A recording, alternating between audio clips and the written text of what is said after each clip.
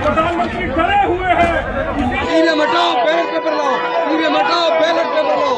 EVM हटाओ, ballot paper लाओ। EVM हटाओ, बैलेट पेपर। जंतर मंतर पे ईवीएम हटाओ, बैलेट पेपर वापस लाओ के लिए हम लोगों ने पुलिस से परमिशन मांगी थी कि हम इलेक्शन कमीशन को एक ज्ञापन देंगे, जंतर मंतर पे एक सभा करेंगे जिसमें ताकि हमारी वोट की जो चोरी ईवीएम के द्वारा करके सरकार जीत रही है, हम लोग चाहते हैं कि ये इलेक्शन कमीशन जिसको संविधान ने फ्री फेयर ट्रांसपेरेंट चुनाव कराने की जिम्मेदारी दी है, वो इलेक्शन कमीशन से हम ये मांग करने आए हैं कि हमें उस ईवीएम पे बिल्कुल भरोसा नहीं है जिस ईवीएम को बनाने वाली मशीन की जो कंपनी है भारत इलेक्ट्रॉनिक्स लिमिटेड, उसके 7 इंडिपेंडेंट डायरेक्टर में से जिसके 4 डायरेक्टर भारतीय जनता पार्टी के पदाधिकारी हैं, और वो ईवीएम जिसका सोर्स कोड भी उन्हीं डायरेक्टर जो बीजेपी के बने हैं उनके पास है, और जो ईवीएम मशीन के अंदर जो रियल टाइम क्लॉक है जिसमें टाइमर लगा है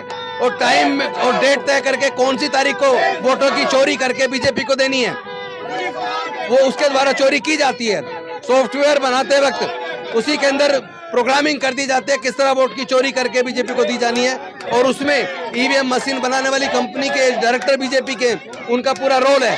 और हम इलेक्शन कमीशन से मांग करते हैं कि हमें बिल्कुल भी ईवीएम पे भरोसा नहीं है, हमें बैलेट पेपर वापस लाना है, हमें बैलेट पेपर वापस चाहिए। हम आपका काम देख चुके हैं, हमने देखा जिस तरह चंडीगढ़ के मेयर के चुनाव में आपके बीजेपी के पदाधिकारी को प्रिजाइडिंग ऑफिसर बना के और जिस तरह की धोखाधड़ी की गई, इंडिया गठबंधन के 20 में से 8 मतों को इनवैलिड करार दे दिया और 20 के मुकाबले 16 मत वाली बीजेपी को मेयर बनाया गया।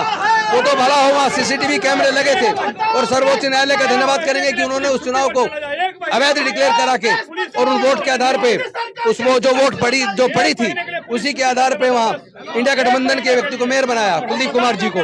लेकिन हम इस लड़ाई को तब तक जारी रखेंगे जब तक ईवीएम हटाकर बैलेट पेपर वापस नहीं आ जाता।